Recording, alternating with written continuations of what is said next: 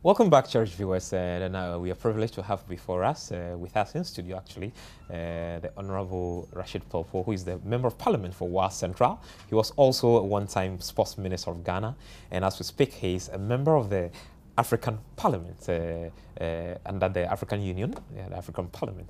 And then we are privileged to have no less a person than the Deputy Majority Leader in Parliament, being on the Majority Caucus tonight. Honourable, you're warmly welcome to the studio. Thank you very much. Yes. And I must apologize earlier that we started the session without you here, but once you're here, many of our viewers who don't really know the face to the name will now relate the face to the name. Yeah. And also, again, have my felicitations and congratulations on the good job that you're doing in Parliament. Thank you. Yeah, so if you can continue from where we stopped, I was asking the question that when the paper is laid before Parliament, is there room for debate on both sides of the political divide, as we see happen in cases of the State of the Nation address, the budget and all that? Is there room for input on both sides of the House, or is just considered and passed as an omnibus bill? Well, thank you very much, and let me also apologize to the viewers for my late attendance here. I was caught up in Parliament, and I left Parliament some few minutes when you called me. I was just in my office about to leave, and you called me, and I ran into traffic in front of GBC. I'm sorry about that. But a laying of a paper in Parliament means that you are presenting a paper to Parliament, and as soon as a paper is laid in Parliament, it becomes the possession of Parliament. Okay. Parliament then has it, and you can't take it back from Parliament. So, for example, if a budget is laid before Parliament, Parliament takes possession of the budget, analyzes it, does a debate on it, and presents its view on it through a debate. Okay.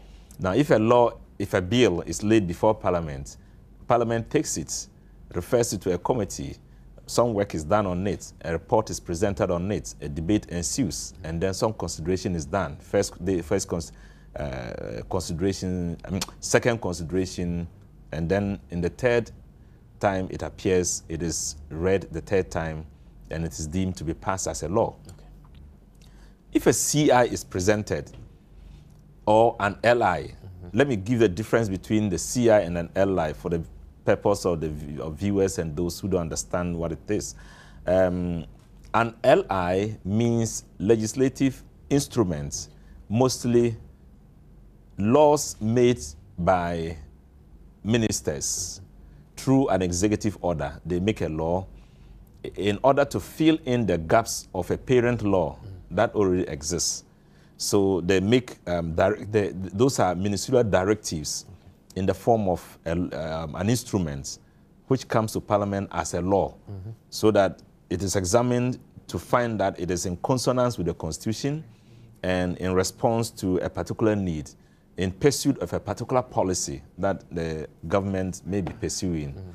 Now, a constitutional instrument, which is called a CI, is laid also by a body, a constitutional body, in pursuit of a certain objective within the mandate of that body. In the case of the CI, the constitutional instrument laid by Parliament, it was the Electoral Commission that presented that paper to Parliament. But Electoral Commission cannot do business. It doesn't have the capacity to deal with Parliament directly. In the way, directly, in the way a minister can come before Parliament. But Electoral Commission does not have, doesn't fall under any ministry. It's not even under the presidency. It stands as an independent body, not controlled by neither the executive, nor the legislature, nor the judiciary. It's an independent body. It takes its own decisions. So when the Electoral Commission decides to take an action in the form of, for example, creating new constituencies, it comes in the form of a CI, what do you call it? A constitutional instrument. Now, but because it doesn't have a minister to lay it for him, I mean for it, then it goes to the Parliament itself to do it on behalf of the Electoral Commission. Okay. And the leader of Parliament does it normally on behalf of Parliament. And the leader of parliament is the majority leader? Yes. Okay. The leader of parliament is a majority leader. He does it on behalf of parliament and on behalf of the Electoral Commission. And it's all throughout in our precedents that it happens that way. That normally the leader of government business does so on behalf of the Electoral Commission. And in the particular instance of this CI, it was laid by the leader of the House, Honorable Cleto Savoka, on behalf of the Electoral Commission, and was referred to the Committee on Subsidiary Legislation. Okay. Yeah. Okay. Let's speak about mistakes in some of this documentation, because we've heard in the news that the first CI that was laid before Parliament, there were some errors that needed to be corrected. Yeah. And then it had to be withdrawn, and then new one laid, and then there were still some rough edges that need to be straightened and smoothed before Parliament, before the processes even began. Those mistakes, where do they originate from? Mistakes, they come from the original document which is brought before the House. Which you don't have anything to do with? We don't have anything to do with it at all. For example, this CI that was brought, CI 73, it came to Parliament and was referred to the Subsidiary Legislation Committee. The Subsidiary Legislation Committee looked at the document and found that there were over 100 errors in the document. And so those errors can't be corrected by Parliament. The character, that's the character of an LI or a CI. If you identify mistakes in them, you can't correct it. You don't have the capacity to correct it. The Constitution does not give you the right to correct any legislative instrument or a constitutional instrument. So you can't take a pen and paper and say that because the first T is not crossed, you have to cross it and then... No, even a T, if the T is not crossed, leave it there. Okay. If there's no comma and there's something, leave it there. Maybe the comma, because it's not there, it has given a different meaning to the thing. I mean, to the sentence or something. So normally, the instruments, when they are brought before us, are not supposed to be corrected by Parliament. So they are laid, referred to the committee examines them.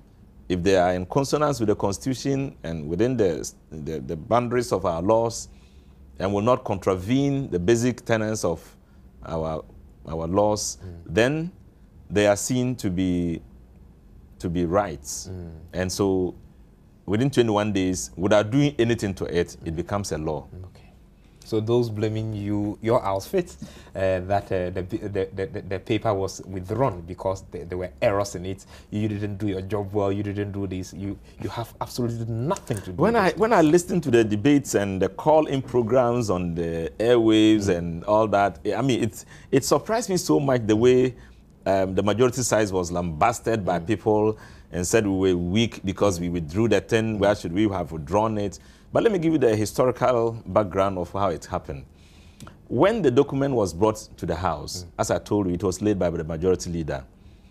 And the committee identified so many errors in it. Even so, the superstructure of the documents was built on a foundation that itself could not stand. The foundation of it was on an LI, which was brought to Parliament by the Minister for Local Government, the then Minister for Local Government, who, when he brought it, found some mistakes there. It was the committee found some mistakes in the document. And in a gentlemanly agreement, they invited the minister and said, look, your document had this mistake A, B, C, D. Should we correct it? Then the minister said, go ahead and correct. And between them, they all agreed that, look, they will correct the document, and then they will then allow it to travel through the 21 sitting days. And then when it happened, it became a law.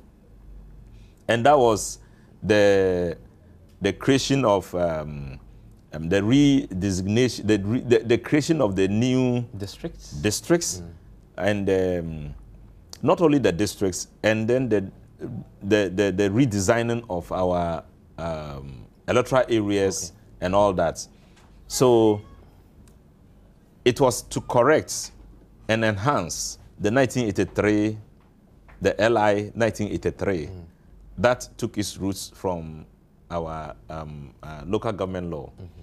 So when the former Attorney General, what's his name? Matinamidu? No, Ayukwe Otu. Okay. Otu, when he took it to court, when some of the electoral areas he identified belonging to a particular area were shifted to one area, he saw it to be a problem.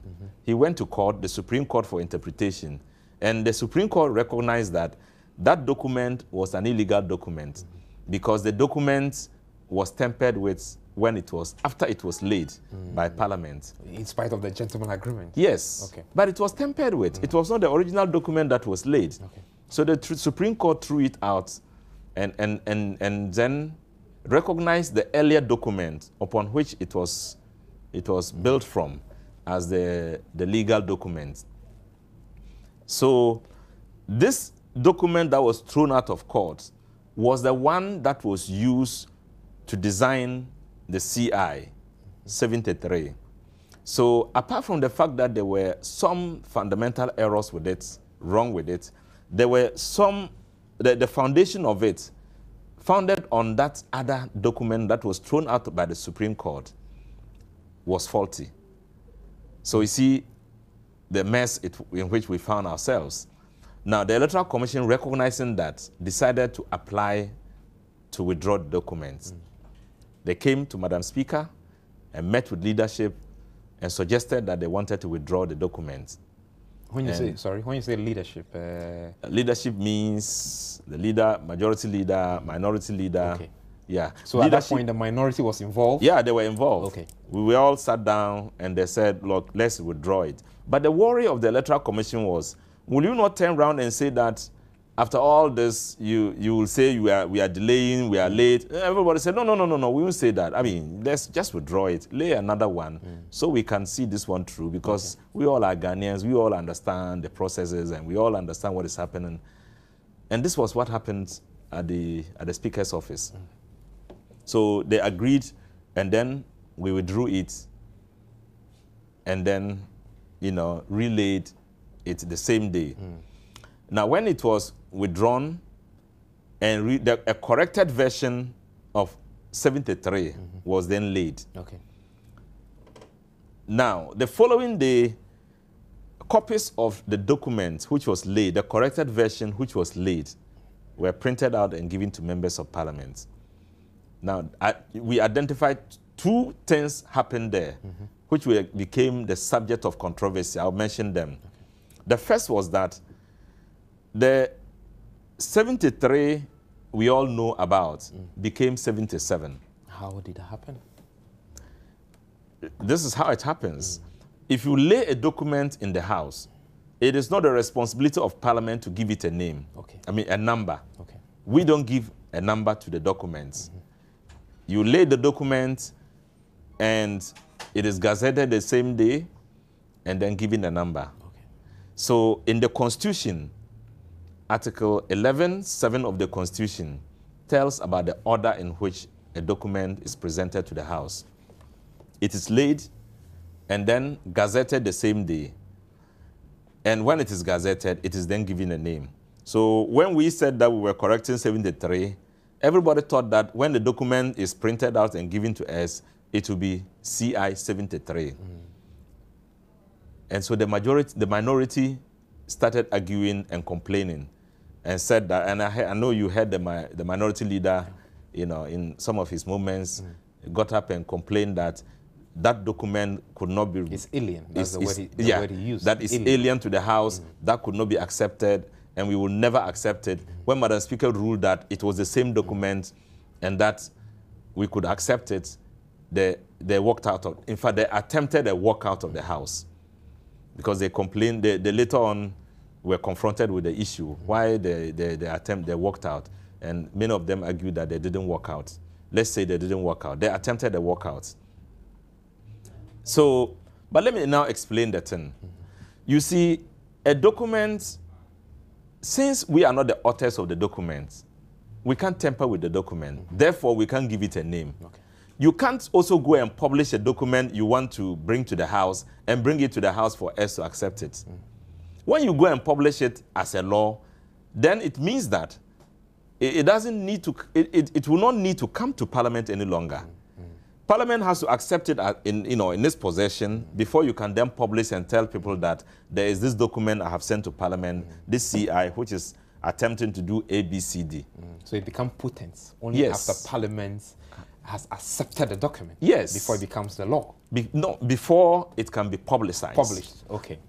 To gazette it means to give it a publication, a nationwide publication. Okay. So when Parliament accepts it, then you give it a nationwide publication. But when you are going to publish it, the publishing house will now say that this is about the 7th document we have published. Okay. So you can't publish a document which is the 73rd document you have published to the world. And then the following day you say you have withdrawn that document. And you come back to Parliament and say, oh, we have brought another 73rd document to the House. Does this sound logical in your ear? So because of that, they give it another name. For distinction. For the purpose of distinction. Once this is withdrawn, it is struck out of the books, another document is laid. It might be the same content, but the publication date will be different. One, the publication number will be different. So the national publishers will now give it a different number and give it a different date because they were not laid on the same date. Okay.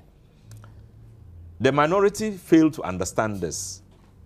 The public didn't know that they were making a mistake. The public didn't know that they were simply making noise storm out of a teacup. Because if you know the law and you know the Constitution, it tells you that you have to lay the paper before you gazette it. And when you gazette it, you give it a number, which is, giving it a number is not in the law. It's an administrative procedure, which is done by the publishers. So they started complaining about number. The second problem we had was that on the 15th, the document was laid on the 15th of August. But when the document came back to Parliament, the date on it was 16th of August. Wow. And this was the most fatal of the mistakes that was made on the document. Which has nothing to do with you. No, it has nothing to do with the majority at all. It has nothing to do with the majority. It had to do with the dating that was put on it. Maybe from where it was typed or where it was recorded or something. Yes. Okay. So the Constitution says that the date of the laying should be the same date of the gazetting. So the date must be 15th of August, not 16th. But 16th was written on it. That means CI 77 had once again run into problems. And Madam Speaker directed that it is easier to correct the date. We will take it back to the publishers and tell them that this is not the date we lay. Change the date and bring it back to Parliament. That was easy. But some people also pointed out the fact that there were still mistakes in the documents that needed to be corrected. There were some typographical errors and some things that were also there. So Madam Speaker directed that, look, because of all these controversies still about the document, go back with the majority leader, make sure you put the document in shape and lay it the following day. Okay. Okay. All right. We'll go for a short break, and then when we come back, we'll still continue the discussion on the creation of 45 new constituencies. And I'm still here with Honorable Rashid Pelfo, MP for Wa Central, a member of the African Parliament, and also the Deputy Majority Leader in the Parliament of Ghana. We'll be back shortly.